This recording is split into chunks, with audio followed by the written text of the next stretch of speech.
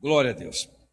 Primeira epístola do apóstolo Pedro, capítulo 1, do versículo 1 até o versículo 12, diz assim a palavra do Senhor.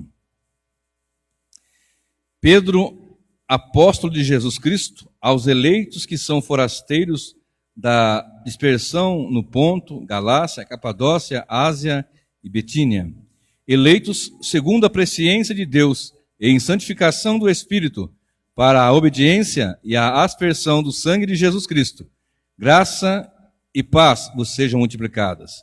Bendito o Deus e Pai de nosso Senhor Jesus Cristo, que segundo a sua muita misericórdia, nos regenerou para uma viva esperança, mediante a ressurreição de Jesus Cristo dentre os mortos, para uma herança incorruptível, sem mácula, imacessível, reservada nos céus, para vós outros, que sois guardados pelo poder de Deus, mediante a fé, para a salvação, preparada para revelar-se no último tempo.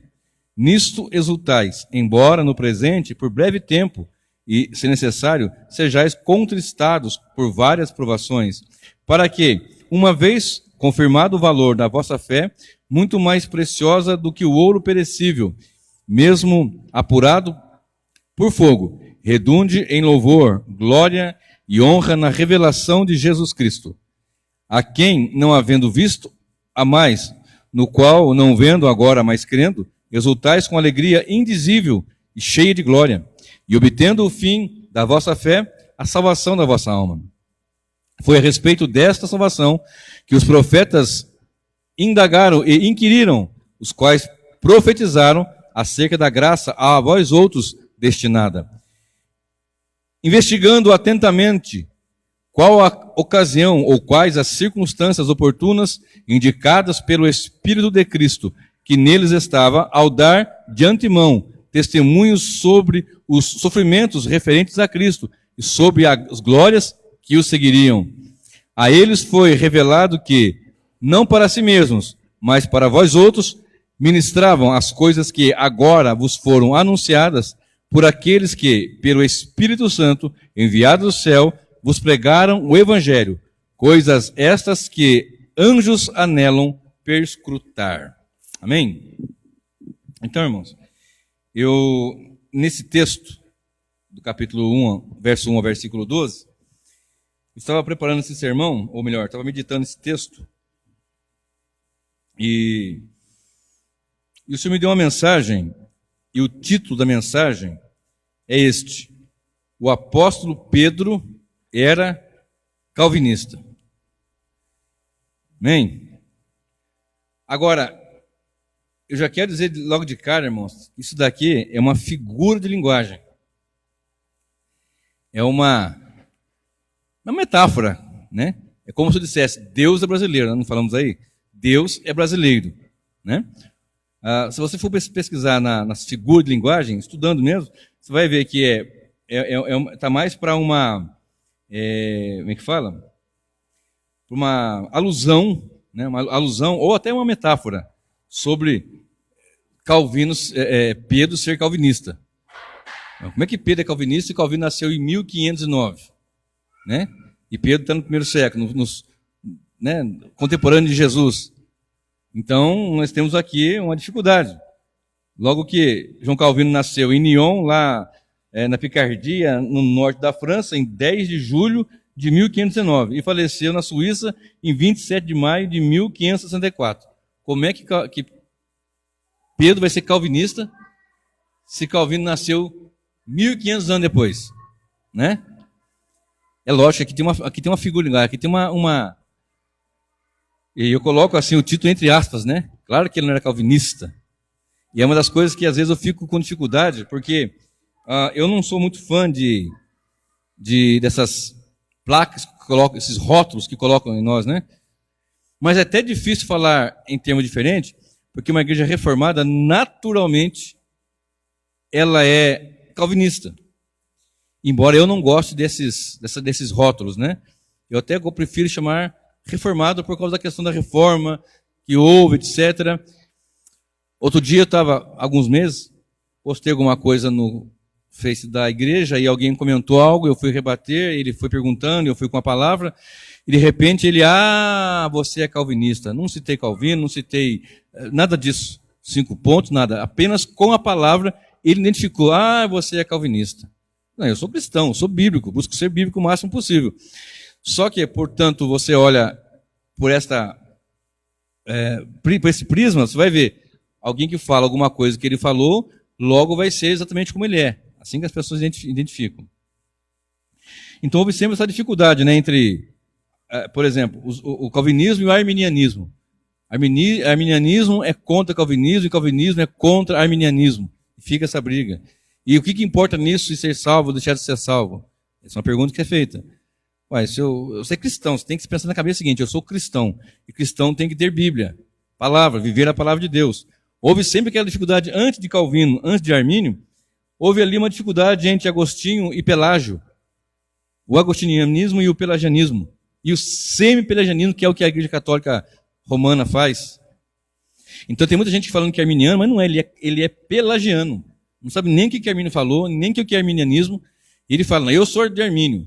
Aí começa aquelas facções como Paulo enfrentou em Corinto, né? Ele foi combater isso.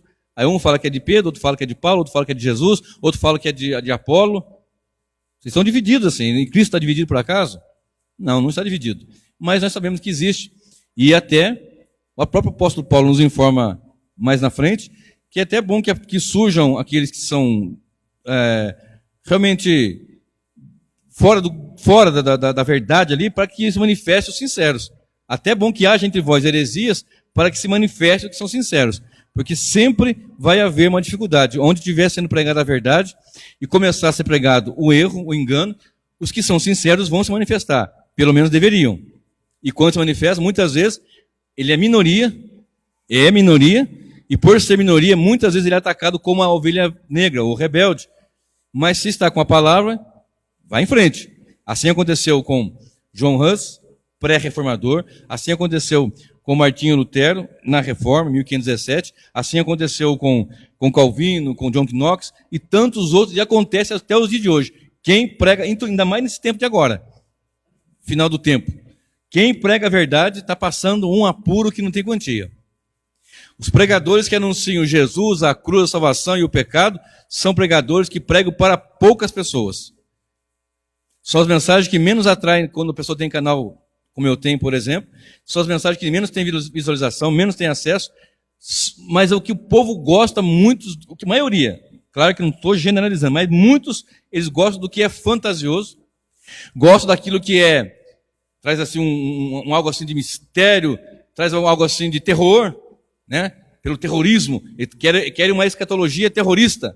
Eles querem uma mensagem que seja meio que terrorista. O tsunami vai acontecer, está caindo uma estrela não sei na onde, está caindo esse tipo de coisa, porque a Bíblia fala que vai acontecer algumas coisas, aliás, muitas coisas terríveis, e o Evangelho e o Apocalipse, por exemplo, deixa eu falar um pouquinho agora aqui, é uma mensagem de esperança e não de desespero, para a igreja pelo menos. Para o ímpio, qualquer que seja a mensagem, para o ímpio, perdido pecador que não quer nada com Cristo, eu disser, Cristo morreu na cruz por você. Ele é ímpio, ele não quer. Isso é um peso terrível para ele, porque ele está rejeitando a verdade do Evangelho. Isso é terrível. Agora observe, então houve sempre essas dificuldades. Pelágio e Agostinho, Armínio, Calvino, e assim por diante. Agora, só para ficar uma coisa gravada aqui na mente, Armínio tinha 4 anos, Jacobus Armínio, ele era holandês. E João Calvino, ou Jean Calvin, ele era francês. Quando Calvino morreu, Armínio tinha 4 anos, era uma criança. Eles não cresceram juntos, não cresceram ali, como muitos pensam e tal e tal. Se você for buscar a literatura de Armínio, você vai ver que ele tinha coisas que ele indicava Calvino.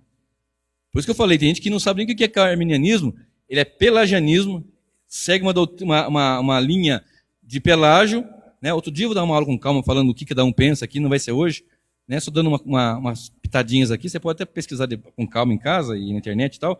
Outro dia eu falo com mais propriedade sobre isso. E por quê? Porque eu vou falar nessa noite que Pedro era calvinista. Claro que isso aqui é uma forma de apresentar o evangelho aqui, não pregando Calvino, eu quero pregar Cristo. Minha mensagem não é Calvino, nem nem Lutero. A minha mensagem é Cristo e este crucificado. Mas só para que se fique entendido por que às vezes nós somos citados ou somos apontados por esse ou por aquele alcunha, né?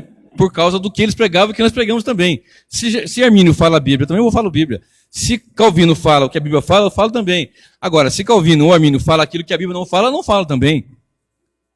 Ou se ele fala aquilo que a Bíblia não fala, eu não tenho que falar só porque ele fala. Eu tenho que ver o que a Bíblia fala. O que importa é sola Escritura, somente as Escrituras. Então, observe agora comigo aqui, ó. Como eu falei agora há pouco, de sempre que houve essas dificuldades, né? Então, houve uma ocasião que os seguidores ali, aqueles que acompanhavam a linha doutrinária de Armínio, montaram ali, vou falar bem rapidinho aqui, bem simplesinho, uma doutrina. Essa doutrina, ela combatia de forma forte o que Calvino ensinou e o que Agostinho ensinou, que o homem é depravado, é pecador totalmente, a salvação depende de Deus. E eles começaram a ensinar, bom, não é bem assim, o pelagianismo ensina isso. O homem não é tão morto assim, como diz lá em Efésios 2 ou outras passagens. Ele tem uma condiçãozinha de, quando Deus fala, ele responder. Não, o homem não é tão assim. Aí começou aquela grande dificuldade e os remonstrantes, eles chegaram a colocar ali os seus 5 pontos do arminianismo. Aí então a igreja que já vinha pregando, que já vinha anunciando, que já tinha uma sólida base bíblica, juntou-se numa cidade chamada Dort, uma pequena cidade, na Holanda, e durante 7 meses, de novembro de 1618 a maio de 1619, em 150 sessões, eles estiveram ali apresentando a palavra, estudando. Aí onde tem ali os famosos Sínodo de Dort. E juntaram ali, eram irmãos de algumas denominações, né, de algumas igrejas reformadas, que tinham essa mentalidade bíblica, se reuniram e começaram ali a estudar, e nós temos os Sínodo de Dort, famosos os cânones de Dort. Aí ele apresentou algo que era contrário ao que o arminianismo ensinava. Por quê? Porque eles entenderam que aquilo era bíblico. E o que é bíblico que nós queremos ensinar. É claro que Pedro não era calvinista. Isso aqui é só como eu falei agora há pouco, né? Deus é brasileiro. Calvino nasceu 1500 anos depois de Pedro. Então não tem como. Mas o que eu quero dizer é que ambos apresentaram a palavra. E se eles apresentaram, eu também quero apresentar. E qualquer pregador que vai anunciar, tem que anunciar a palavra. Observe. Apresentaram então ali nos cânones de Dort os 5 pontos, chamados de 5 pontos, não de Calvino, mas do calvinismo. E esses 5 pontos, eu já preguei aqui na igreja, eu preguei 6 mensagens sobre esses 5 pontos, e os títulos dessa mensagem em série foi Doutrina da Graça. Foram 6 sermões. Eu preguei 5 pontos, e teve um deles que eu preguei em 2 mensagens, porque era bem extenso, eu quis deixar o mais claro possível. E esses 5 pontos são depravação total, que o homem é totalmente depravado. Mas não tão depravado quanto ele possa ser. É que ele foi atingido em todas as áreas do seu ser. Lembra que eu falei agora há poucos dias? O corpo, o homem tem o homem interior, o exterior, ou seja, o ser humano é um todo. Mente, coração, sentimentos, emoções, alma, espírito. O homem é um. Quando morre, separa. E quando Cristo voltar, juntará eles. Tanto os que vão para a eternidade na perdição, quanto aqueles que estão salvos em Cristo. Então o homem é um ser, que tem uma parte material e uma imaterial. E quando Cristo retornar, os vivos em Cristo, ou os que estão em Cristo, vivos, aliás, os que estiverem mortos vão ser transformados em corpo de glória, porque a sua alma vai voltar e vão ressuscitar num corpo de glória. E os que estão vivos vão ter esse corpo de glória também. E os que morrerem sem Cristo, ressuscitam num corpo do pecado e vão para a eternidade no pecado. E não vai passar a eternidade, vai estar na eternidade, no lago de fogo de enxofre. Ok? Então, depravação total, eleição incondicional, que Deus não espera nada de alguém para salvar. Ele que começa a salvação, desenvolve e encerra. Terceiro ponto, expiação limitada. Jesus não morreu por todos, né? expiação limitada ou expiação particular. Porque tem gente que pensa que ele morreu por todos. Poder no sangue de Jesus para salvar todos existe. O detalhe é, por algum motivo, Deus salvou dos pecadores um povo. Eu já falei aqui e repito, uma multidão indo para o inferno, ele salvou, ele resgatou, não tinha obrigação alguma de salvar quem quer que fosse. Quaisquer um deles. Mas ele salvou uns porque ele quis. E aqui fica uma dificuldade de entender, porque se você não estudar a Bíblia pela ótica inteira da Bíblia, que nós chamamos de doutrina bíblica, você fica bem preocupado, sabe, André? Porque a pessoa fala assim, por que eu sou salvo, fulano não é? Eu lhe pergunto, não é assim que acontece? Não tem gente que vai morrer sem Cristo e outros que vão morrer com Cristo?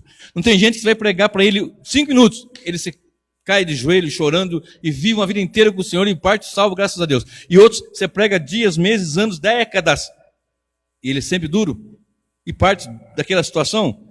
E eu lhe pergunto, todos vão ser salvos? Não, porque isso aí seria algo que nós chamamos de universalismo.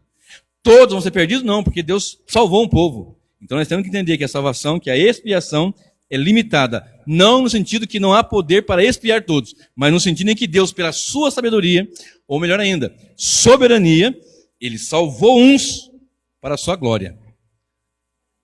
Terceiro ponto é a graça irresistível, porque o pecador ele resiste a Deus até o momento que Deus quer quebrar essa resistência.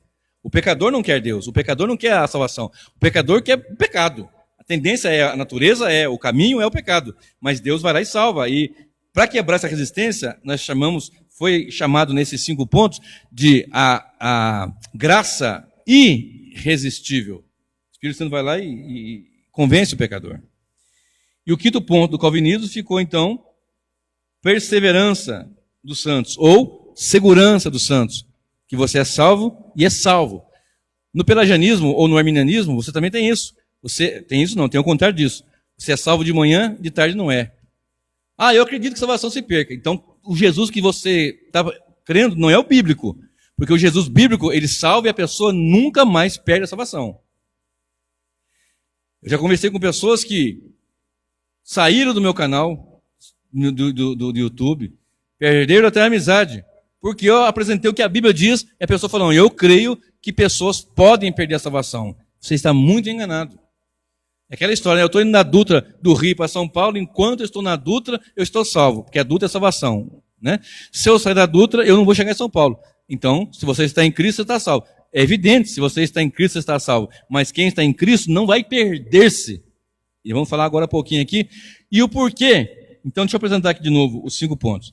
Depravação total, eleição incondicional, expiação limitada, graça irresistível e perseverança dos santos. Agora, como é que eu olho o livro de... Eu podia falar um outro livro, mas foi esse que o Senhor me deu. Aqui em Pedro, eu vou falar sobre os 5 pontos do calvinismo, aqui em Pedro. Não é que Pedro está pregando os 5 pontos do calvinismo. Calvino, ou qualquer um outro, inclusive, como toda a modéstia do meu coração, eu estudando a palavra agora há poucos dias, observei isso, falei, meu Deus, aqui está o que eles ensinaram, o que Pedro ensinou, Calvino ensinou, eu posso ensinar para a igreja hoje, porque é Bíblia. Eu não quero pregar aqui, como eu disse, nem um e nem outro, eu quero pregar Cristo. Eu nem gosto do rótulo. Mas, por conta dessas coisas que acontecem, então, acabam nos rotulando e eu estou preocupado em somente ser bíblico. Observe, primeiro ponto, depravação total. Olha comigo aí, 1 Pedro, nós vamos estar tudo aqui, do versículo 1 ao 12. Não vamos sair daqui hoje não, nessa epístola, por exemplo. Pedro, capítulo 1, verso 3, olha o que diz.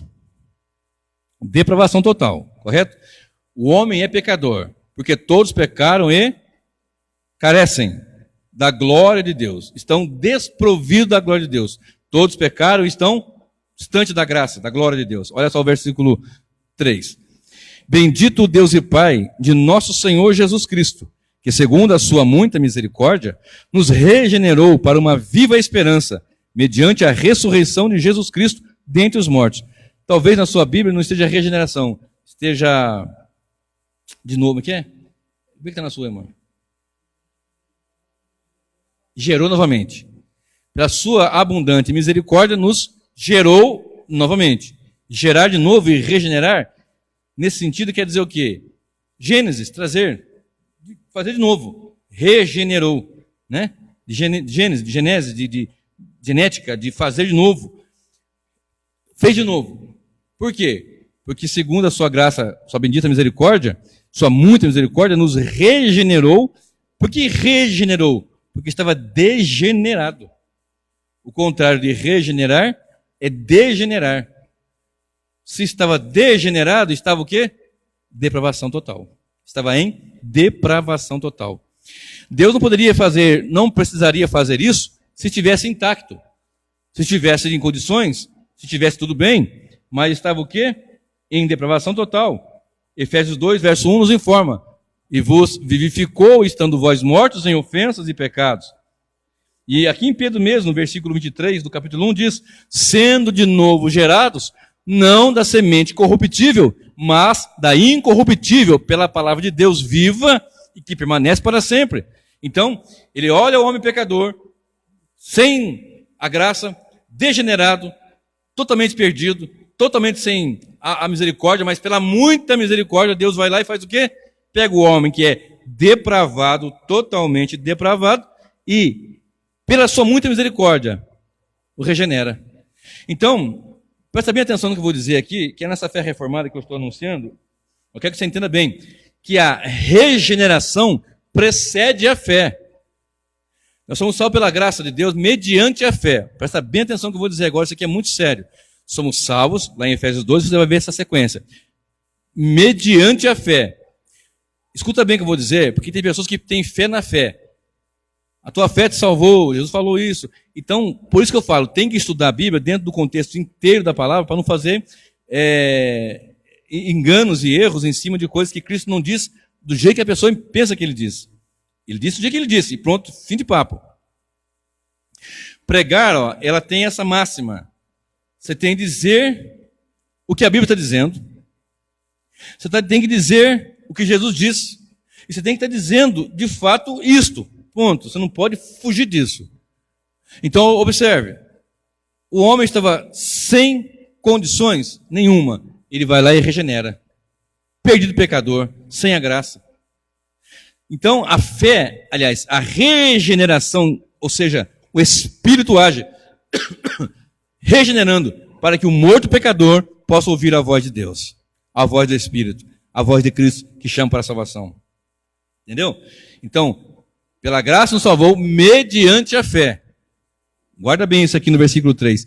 Bendito Deus e Pai de nosso Senhor Jesus Cristo, que segundo a sua muita misericórdia, nos regenerou para uma viva esperança, mediante a ressurreição de Jesus Cristo dentre os mortos. Porque Cristo morreu e ressuscitou por nossos pecados. Tendo ele morreu por nossos pecados e ressuscitou para nossa justificação, Romanos 4, 25, se não me falha a memória. Tendo ele feito isso, o homem consegue entender por fé. E a fé não é apenas acreditar, como eu vejo a luz acesa, e eu creio que tem uma corrente elétrica, ou observo o ar, eu sei que tem elementos que me dão condições de respirar, mas a fé de fundamento salvífico na palavra. Primeiro ponto, está aqui. E para ouvir, a palavra nos informa, né, que a fé vem pelo ouvir e ouvir a palavra de Deus. Como é que um morto vai ouvir? Olha bem isso, Romanos 10, 17. A fé vem pelo ouvir a palavra de Deus. Já me perguntaram, como é que um morto vai ouvir? Exatamente igual o Senhor mostrou lá em João 11, o caso de Lázaro. Há 4 dias morto, cheirando mal, e é assim que o pecador está, cheirando mal, porque o pecado cheira mal as narinas do Senhor Deus.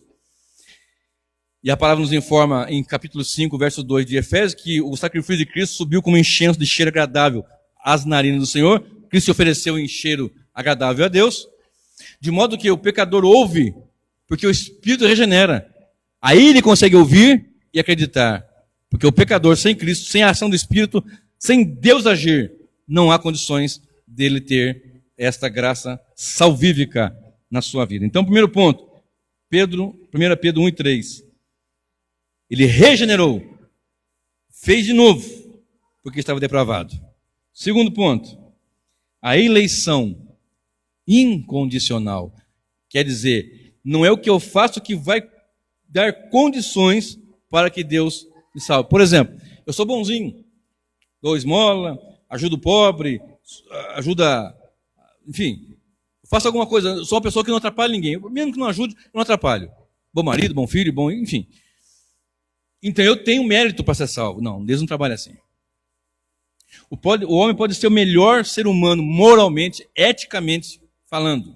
Mas se ele não estiver em Cristo, se ele não se arrepender dos seus pecados, porque ele é pecador, porque ele está segundo a linhagem de Adão e a sua natureza é caída, é pecaminosa, é morte.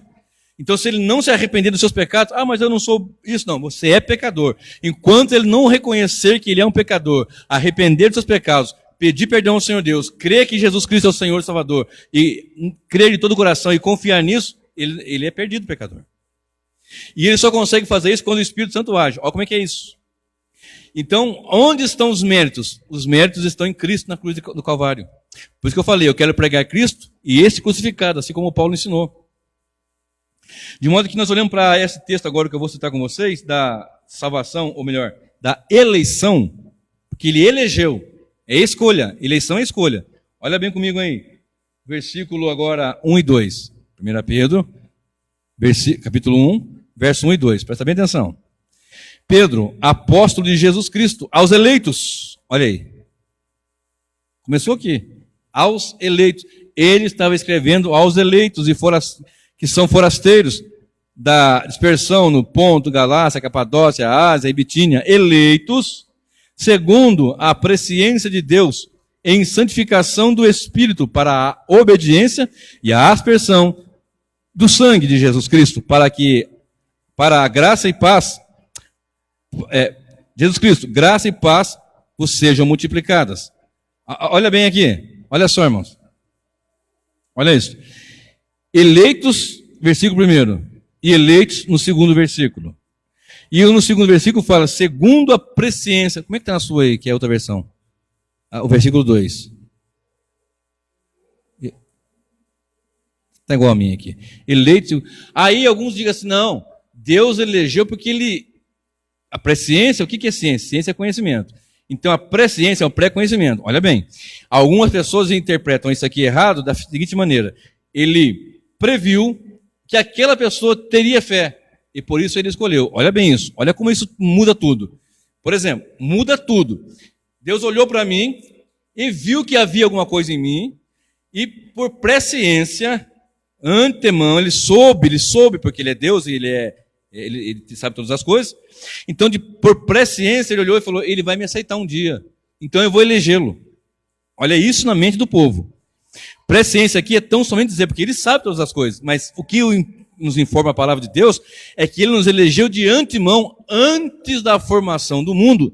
Ele elegeu, não foi assim, ele é muito bom. Lá na frente, lá em 1980 e 70 e 50, sei lá quanto, ele vai me querer. Então eu vou eleger porque vai me querer. Ou ainda outros falam, não, Deus elegeu a igreja. Ok, se você está na igreja, você é eleito. Como um ônibus, como um carro. O ônibus aqui está, o trem aqui está, o trem da eleição. Se você entra, o trem está eleito, você entrou, você está na eleição. Se você pula do trem, em algum ponto, algum lugar, alguma estação, você sai da eleição. E não é isso que Deus faz. Deus nos mostra que a eleição é incondicional. Observe comigo. Olha só.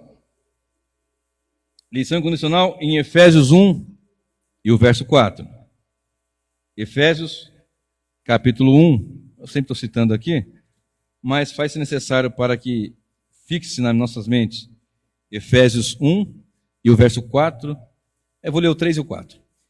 Bendito o Deus e Pai de nosso Senhor Jesus Cristo, que nos tem abençoado com toda a sorte de bênçãos espirituais nas regiões celestiais em Cristo, assim como nos escolheu nele antes da fundação do mundo, para sermos santos e irrepreensíveis perante ele em amor. E o verso 5 também, né? E nos predestinou para a adoção de filhos por meio de Jesus Cristo, segundo o beneplácito da sua vontade. Antes da fundação do mundo, ele escolheu, ele elegeu, Deus decretou isso. É duro para muitos falar isto. Na última mensagem que eu preguei aqui, quinta passada, aquela mensagem que eu trouxe, eu me recordo que num comentário no meu canal, o pastor Cleilson disse assim, olha, é duro isso aí muitas vezes, mas é esta a verdade, é isso que acontece. Deus é soberano para escolher e para rejeitar. É duro falar isso, é duro ouvir isso, mas é uma grande verdade. É uma verdade. E Pedro está mostrando aqui, aos eleitos, que estão na Capadócia, não sei onde, não vou entrar nos contextos históricos aqui, irmão. Tem muitas coisas aqui, mas eu não quero falar isso. Aos eleitos e forasteiros, eleitos segundo a presciência de Deus em santificação do Espírito. O Espírito Santo foi lá, o Espírito Santo agiu, separou, santificação, santificar é separar, santo é separado, para a obediência, porque o homem não vai obedecer se não for pela ação de Deus. O pecador não tem como obedecer. Está aqui, ó, incondicionamento. Se o Espírito não vai, não há condição. Se o Espírito Santo não age, não tem condição. Tem regeneração, não tem como ser salvo. E a salvação é, a expiação, ou melhor, a eleição é incondicional. Romanos 9,16 nos diz que não depende daquele que corre, nem de quem quer, mas de Deus que tem misericórdia, de Deus que se compadece. Por isso nós temos que sempre louvar a Deus e exaltar ao Senhor pela sua grandeza, pela sua grande salvação, tamanha salvação, eterna salvação. De modo que através do que Ele fez, nós somos salvos incondicionalmente. Então o que eu posso fazer? Porque tem pessoas que pensam assim, bom, eu tenho, você vai ver isso muito na internet, a única coisa que vale a pena lutar é pela salvação. A salvação foi dada por Cristo na cruz. Quem pagou o preço foi Ele. Nós obedecemos ao Senhor, cremos no que Ele fez. E o homem só pode crer no que Ele fez porque o Espírito Santo age. Então nós cremos no que Ele fez. E quando eu creio nele, eu sou salvo. Eu confesso Jesus. Eu confesso que sou pecador. Independente se você foi um traficante, prostituta, homossexual, um bom pai, bom marido, não teve algo que o desabone diante da sociedade. O melhor ser humano na sociedade vai para o inferno se não se arrepender dos seus pecados e confessar Jesus Cristo como Senhor da sua vida. Não vai. Mas ele é muito bom, mas pensa numa pessoa boa. Dá a roupa do corpo se for necessário. Tira do armário e serve o pobre. Ajuda, faz campanha, ajunta alimento, ajunta roupa. Se ele não se arrepender e confessar a Jesus como Senhor e Salvador, ele vai para o inferno com todas as suas obras de caridade. Não tem conversa. Sabe, irmão André, é difícil falar isso. É mais difícil ainda ouvir isso. Mas é mais difícil você ser enganado e ir para o inferno ainda. Isso é mais complicado. Porque o inferno tem como não entrar, só não tem como sair. Essa é a grande verdade.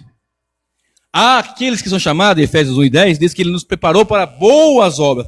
Os são chamados, eleitos, salvos, incondicionalmente, são chamados para boas obras que Ele preparou. É uma prerrogativa daquele que é salvo ter boas obras. Mas não é uma prerrogativa ter boas obras para ser salvo. Para ser salvo tem que crer na obra de Cristo na cruz do Calvário. Terceiro, expiação limitada. Lembra que eu falei agora há pouco? Expiação, o perdão no sangue, limitada. Limitada não no sentido que não há condições de salvar outros mais. Limitada no sentido de ser particular. Para aquele grupo, para aquela pessoa, para aquele tanto. Quando nós lemos João 14, verso 1, está escrito assim: não se turbe o vosso coração, credes em Deus, crede também em mim. Na casa do meu pai há muitas moradas. Se não fosse assim, eu teria dito, pois vou preparar lugar. Não está nem no meu esboço, mas lembrei aqui agora. E eu vou voltar para vocês e tal, e tal, e tal. O que eu entendo aqui? Não vai sobrar habitação. Seja habitação casa, ou seja corpos. Que pode ser ali uma figura de linguagem. Se você comparar com 2 Coríntios 5, verso 1, você vai ver que nosso corpo é tratado como uma barraca, ou como uma cabana, né? Um tabernáculo. E quando esse tabernáculo se fizer, temos uma outra edificação não feita por mãos. Então algumas pessoas entendem, até eu posso entender isso, que não quer dizer apenas casa, morada firme, mas corpo espiritual que vamos ter. E não vai sobrar. Vai sobrar uns 15 aqui. Faltou uns 15 aqui, pai. Salvamos mais gente do que tinha para salvar e faltou corpo aqui de glória. Se for isto. Não. O número está certo. Olha isso. Olha isso. Observe. 1 Pedro ainda, o capítulo 1 e o verso 10 agora, olha só. Expiação limitada. 1 Pedro 1:10. Foi a respeito desta salvação que os profetas indagaram e inquiriram. Pedro está falando que a salvação foi esta salvação que Cristo fez, que os profetas indagaram e inquiriram entender, tentaram entender, e falaram, etc. Os quais profetizaram acerca da graça a vós outros destinada. Está na sua destinada aí? Verso 10.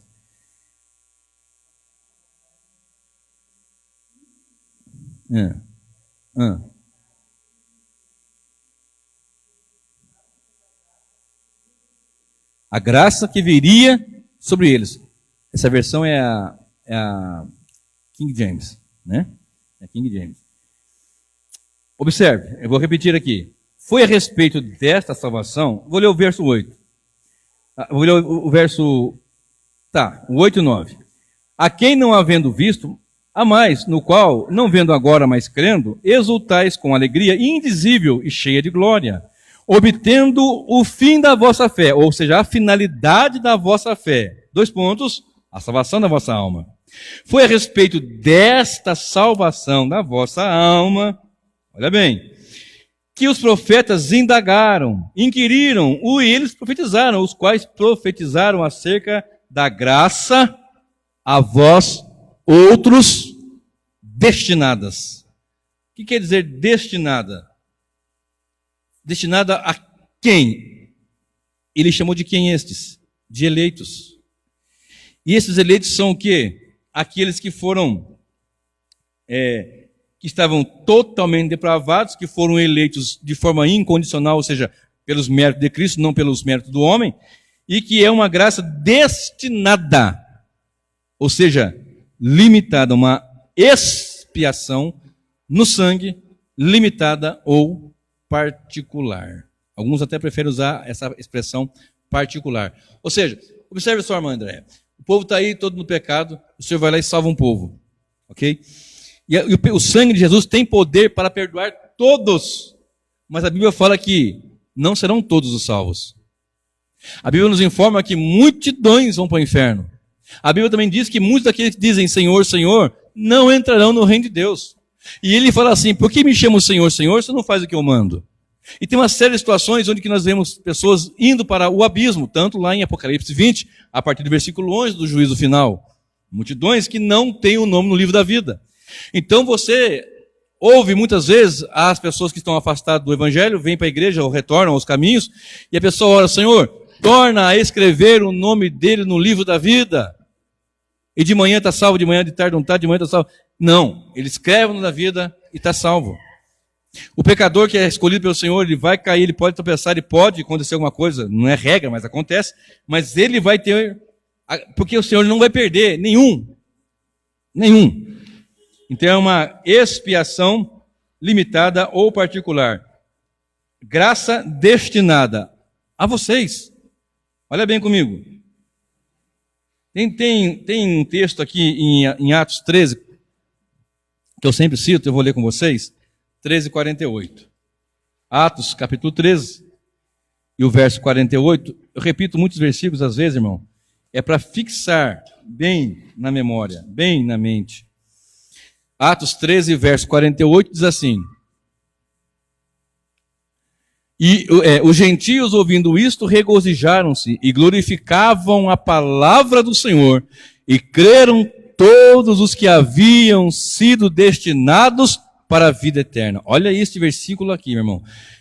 Não é só um versículo que você faz uma doutrina. Você faz uma doutrina, você observa a doutrina em cima do que a palavra ensina com a palavra. Isso aqui é uma regra de hermenêutica. Você abre a palavra, você aplica a palavra com a palavra. Então observe. Os gentios se alegraram, glorificaram a palavra, exaltaram a Deus pela palavra. E olha bem, e creram todos os que... Todos. É o que está escrito aqui? Todo mundo acreditou. Não. Creram todos, olha bem o que diz, os que haviam sido destinados para a vida eterna. Eu não sei quantas pessoas tinham, vamos supor que tivesse 70, 100 pessoas. Das 100 pessoas, todos quanto haviam sido destinados, suponhamos que fossem 30 pessoas. 70 pessoas, mais 30, 100. Das 100, 70, interessante, é legal, parece bom. Mas 30 creram e convictamente reconheceram-se pecadores e reconheceram a Cristo como Senhor e Salvador, pronto, salvos. Eternamente salvos. Olha só, Romanos 2 e o verso 4, o que diz a Sagrada Escritura? Romanos 2 e o verso 4, olha bem o que diz a Sagrada Palavra do Senhor Deus. Ou desprezas a riqueza da sua bondade e tolerância e longanimidade, ignorando que a bondade de Deus é que te conduz ao arrependimento. Então é Deus que vai lá regenerar, pega o pecador depravado e expia aqueles ali que são destinados para a salvação, eleitos de antemão, presciência de Deus, mas de antemão decretado pelo Senhor, desde a fundação, aliás, desde antes da fundação do mundo. Aí ele salva. Então é uma expiação limitada, não que não haja poder em Deus para salvar, mas ele salva um povo segundo a sua vontade. Olha bem o que está escrito em Tito, capítulo 2, olha bem esse versículo aqui. Tito, capítulo 2, versículo 11, até o versículo 14. Se você pegar só o versículo 11, você vai cometer um agafe, um erro. Eu canso de ver as pessoas pegar esse versículo aqui, em outros também, né? Não só esse, em outros, que eu não vou citar aqui hoje, porque o tempo não permite. Mas observe, Tito 2, 11 a 14, diz assim: porquanto a graça de Deus se manifestou salvadora a todos os homens. Talvez na sua esteja assim, porque a graça de Deus se manifestou trazendo salvação a todos os homens. Ué, se a graça é salvadora a todos os homens, então todos serão salvos. Só que isso daqui está em contrário ao que nós temos falado aqui na palavra, e a palavra nos mostra, que não depende de quem quer, nem de quem corre, mas de Deus se compadece, que tem gente que vai ser salvo, tem gente que não vai, mas esse todos aqui, olha bem, observe, verso 12, educando-nos para que, renegada a impiedade e as paixões mundanas, todos renegaram a impiedade, todos renegaram as paixões mundanas, não, aqueles que pelo Espírito são regenerados, combatem contra o mal, eles não querem viver no pecado, embora possa até pecar, porque tem a natureza pecadora, mas ele não quer viver no pecado. Educando-nos, essa graça nos ensina, educando-nos, ensinando-nos para que, renegadas a impiedade e as paixões mundanas, vivamos no presente século, sensata, justa e piedosamente, aguardando a bendita esperança. O ímpio, pecador, todos, eles querem essa bendita esperança? Não quer. Ele quer o carnaval, a próxima novela, a próxima amante, a próxima, sei lá o que tanto. Aguardando a bendita esperança e a manifestação da glória do nosso Deus, nosso grande Deus e Salvador Jesus Cristo. Olha só, Deus, Jesus Cristo, grande Salvador. Nosso Deus e Salvador Jesus Cristo, o qual a si mesmo se deu por nós. Olha bem, aqui não fala todos, aqui fala nós. Ali em cima fala todos, os homens. E agora, como é que eu faço? O qual a si mesmo se deu por nós, a fim de remir-nos de toda a iniquidade e purificar para si mesmo um povo exclusivamente seu, zeloso de boas obras. O que nós aprendemos aqui? A graça de Deus se manifestada trazendo salvação a todos os homens. Deus não quer que ninguém se perca, todos sejam salvos. Rico, pobre, negro, branco, classe alta, classe média, pessoas de todas as classes, todas as etnias. Mas os que são salvos vão lutar, vão combater contra o mal, vão ter essa esperança em Cristo. E esse povo que ele chama, ele separa para si um povo seu. Então ele tira dentre os povos um povo. E aqui está esse povo, expiação limitada, que Pedro pregou, que Calvino trouxe ao conhecimento, que nós anunciamos aos perdidos pecadores, e que a salvação não está nem em Pedro nem em Calvino, a salvação está em Cristo Jesus. Estou dizendo que Calvino disse, o que Pedro disse, pela direção do Espírito Santo, também estou dizendo essa noite. Se você observar, nós temos que ficar bem atento, porque às vezes você pega um texto, e se você não estudar o contexto, você comete grandes e terríveis erros. Deixa eu passar agora então aqui para o quarto ponto, que é a graça irresistível. Depravação total, eleição incondicional, expiação limitada para um povo. E agora graça irresistível. Olha comigo o versículo 12. É o quarto ponto e penúltimo. 1 Pedro, capítulo 1, e o verso 12. A eles foi revelado que, não para si mesmos, mas para vós outros, ministravam as coisas que agora vos foram anunciadas por aqueles que, pelo Espírito Santo, enviados do céu, vos pregaram o Evangelho, coisas que anjos anelam perscrutar. Né? Tem gente que pensa que anjo quer pregar. Não quer pregar, é conhecer, perscrutar. Atentam, né? Fica observando ali. Tá? Não vou entrar nesse detalhe aqui porque o tempo nem permite. Mas o que quer dizer a graça irresistível? Eu falei de expiação ilimitada e agora a graça irresistível. Se você ler lá em Atos 7, verso 51, naquele discurso de Estevão, Estevão vai olhar para as pessoas e vai dizer: vocês que sempre resistem ao Espírito Santo. Ora, então ele pode ser resistido até que o Senhor queira quebrar essa resistência. O pecador resiste realmente, é uma natureza pecadora. A natureza pecadora resiste ao Espírito, até que Deus queira quebrar essa resistência. Porque quando o Senhor salva, quando ele escolhe, de antemão ele elege, ele vai atrás dele, ele vai regenerar. E vai expiar esse, porque a expiação é particular, é limitada. E esse que ele escolheu, que vai particularmente expiar, porque Jesus morreu por pecadores que ele escolheu lá na cruz, nenhuma gota do sangue do Senhor vai ser perdida. Então, aqueles que ele escolheu, na cruz ele já escolheu, já de antemão, na verdade. E na cruz ele paga o preço. Deus elege. Jesus executa a obra, e o Espírito Santo aplica esta obra no coração do pecador, de forma que o pecador que é eleito, escolhido, não resiste ao tempo que Deus quer. Por exemplo, uns vão resistir 10, 20, 30, 50. Tem pessoas que vão resistir até a hora da morte. E na morte vai passar para a eternidade, antes de morrer, salvo, claro. Depois que morrer já era. Outros com 10 anos, com 12 anos. Outros começam a congregar lá com a sua mamãezinha, lá na escolinha dominical, e vai igual o Miguel está aí, pequenininho. Vinga para lá, puxa para cá, aí cresce, aí vem com 18 anos, aí casa, aí está com 25 anos, com 30, lá para os 45, mesmo ali, aí que ele vai realmente nascer de novo. Pode acontecer isso, acontece na verdade. Então nós chamamos de graça irresistível. João 16, verso 18, diz que quando o Espírito viesse, ele convenceria o pecador. Ele vai convencer a humanidade, aquele que é do Senhor, do pecado, da justiça e do juízo. O pregador mais eloquente, mais sábio, mais convicto da salvação, ele não pode convencer o pecador. Ele pode anunciar o Evangelho. Quem convence é o Espírito Santo que quebra essa resistência. Isaías 43, 13 diz assim: agindo Deus, quem impedirá? Então como é que eu faço? Eu prego. Como é que você faz? Prega. Anuncia o Evangelho, fala de Jesus. Ah, mas eu falei para ele tantas vezes, ele não... Vai falando, fala para outro, vai anunciando. Porque os eleitos, eles vão chegar. Porque a resistência, quem vai quebrar é o Espírito Santo de Deus. Olha só, 1:12, Pedro, para você entender essa resistência quebrada aqui, ó. E a eles foi revelado que não para si mesmo, mas para vós outros, ministravam as coisas que agora vos foram anunciadas por aqueles que pelo Espírito Santo enviado do céu vos pregaram o Evangelho. O que quer dizer isso aqui, ó?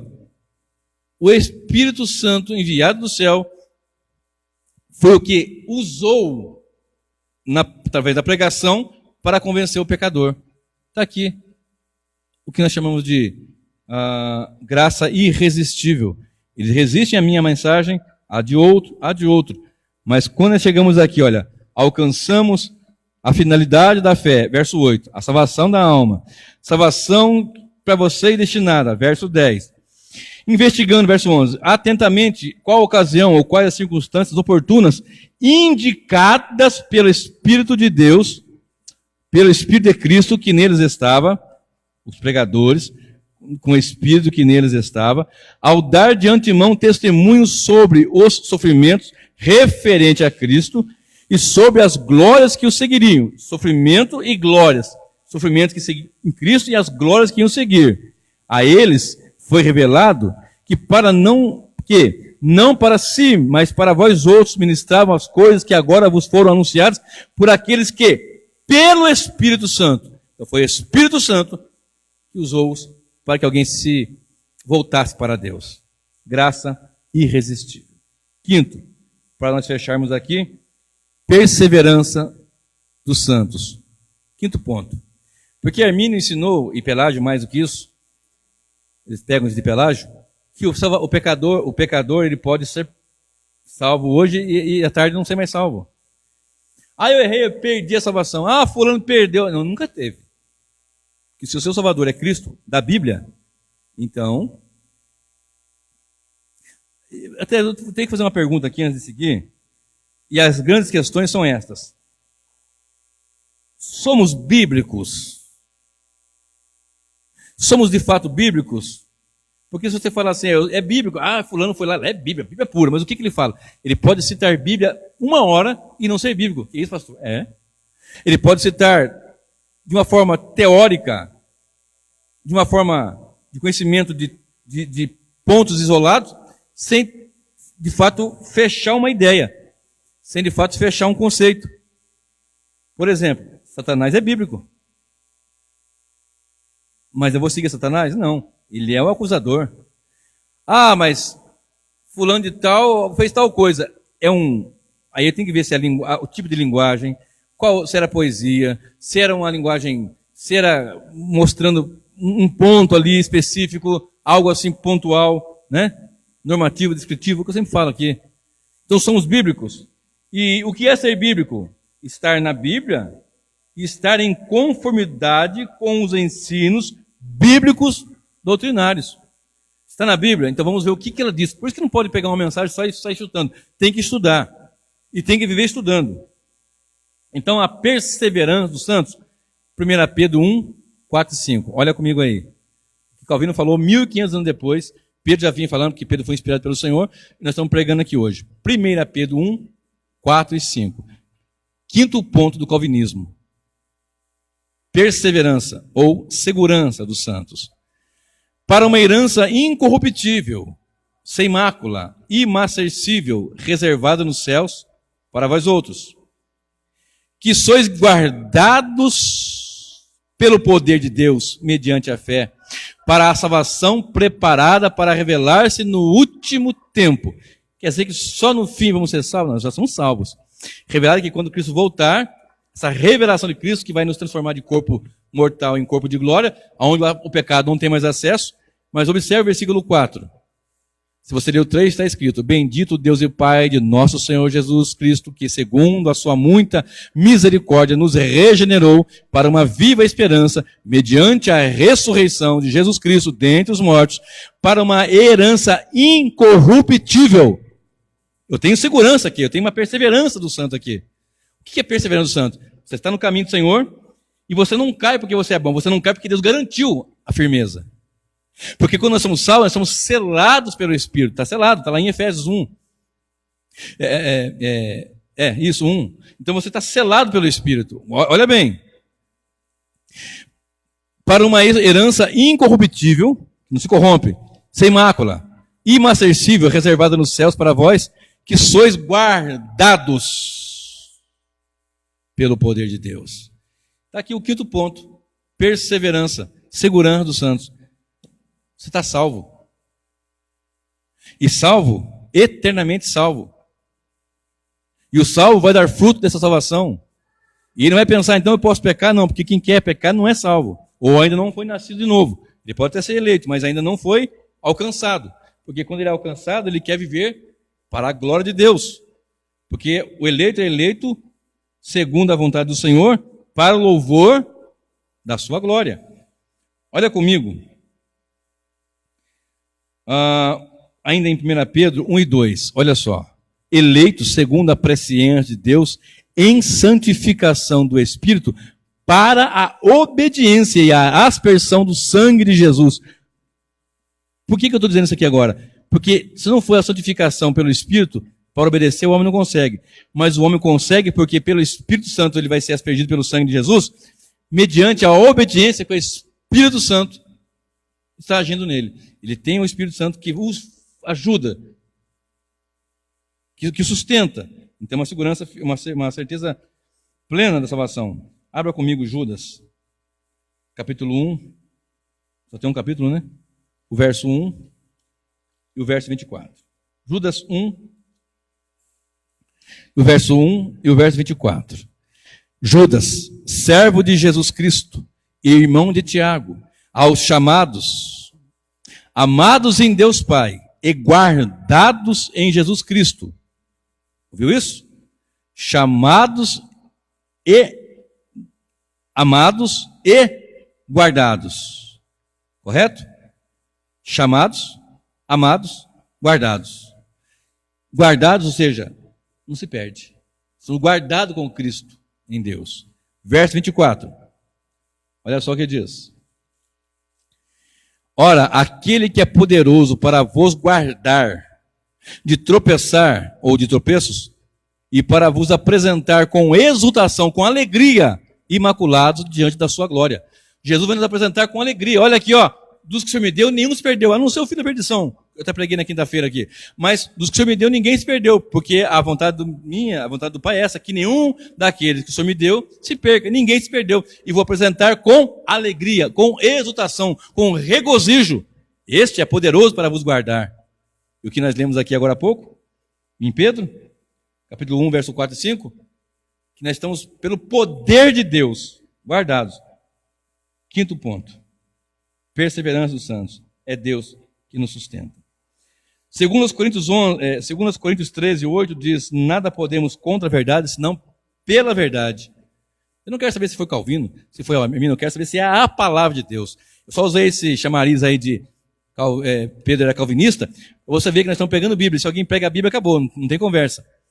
Mas não é apenas a Bíblia citando o texto, é contextualizando o que a palavra nos informa. E aqui eu concluo com 1 Pedro, capítulo 4, o versículo 11 e a parte A. 1 Pedro, capítulo 4, verso 11, somente a parte A. Se alguém fala de acordo com os oráculos de Deus. Na sua versão deve estar assim: se alguém falar, fale segundo as palavras de Deus. Vamos aprender a palavra, nos encher da palavra e falar a palavra. O que eu quero dizer com isso é que Pedro era calvinista, é que quando nós falamos Bíblia, nós estamos de acordo. Seja há 10 anos, ou há 1.500 anos, ou daqui ainda para trás, ou daqui para frente mais 1.500, seja o que for, sempre na palavra do Senhor. Amém, meus irmãos?